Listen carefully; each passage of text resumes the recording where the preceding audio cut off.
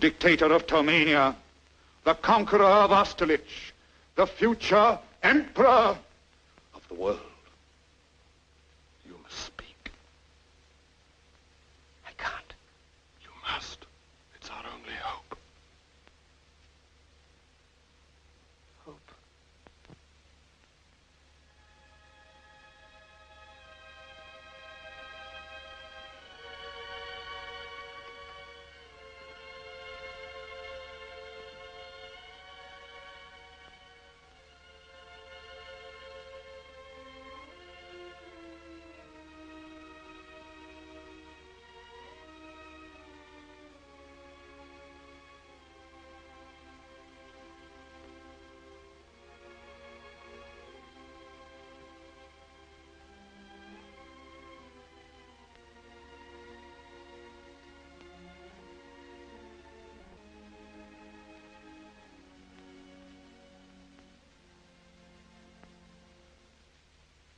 I'm sorry, but I don't want to be an emperor.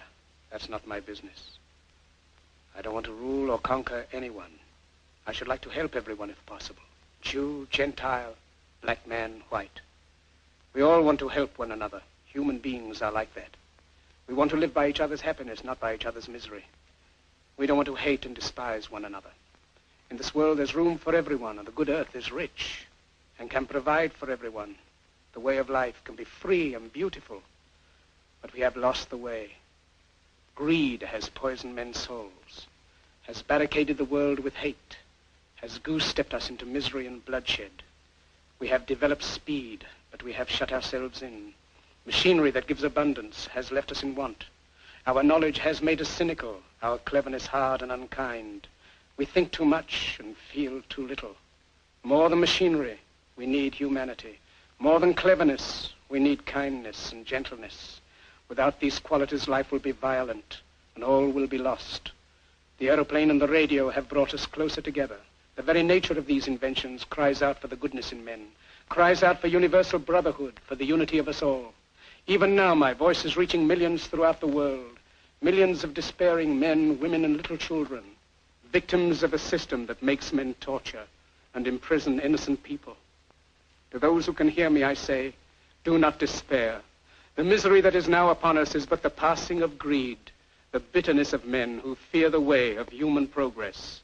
The hate of men will pass, and dictators die, and the power they took from the people will return to the people. And so long as men die, liberty will never perish. Soldiers, don't give yourselves to brutes, men who despise you, enslave you, who regiment your lives, tell you what to do, what to think, and what to feel, who drill you, diet you, treat you like cattle, use you as cannon fodder. Don't give yourselves to these unnatural men with machine minds and machine hearts. You are not machines. You are not cattle. You are men.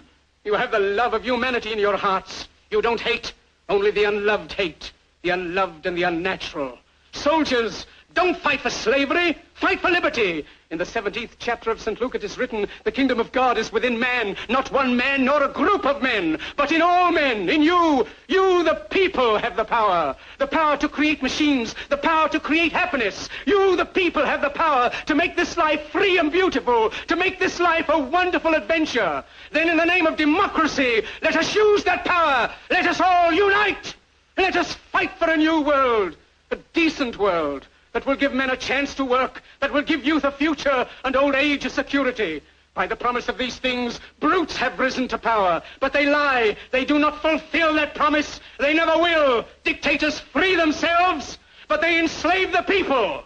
Now let us fight to fulfill that promise. Let us fight to free the world, to do away with national barriers, to do away with greed, with hate and intolerance. Let us fight for a world of reason, a world where science and progress will lead to all men's happiness.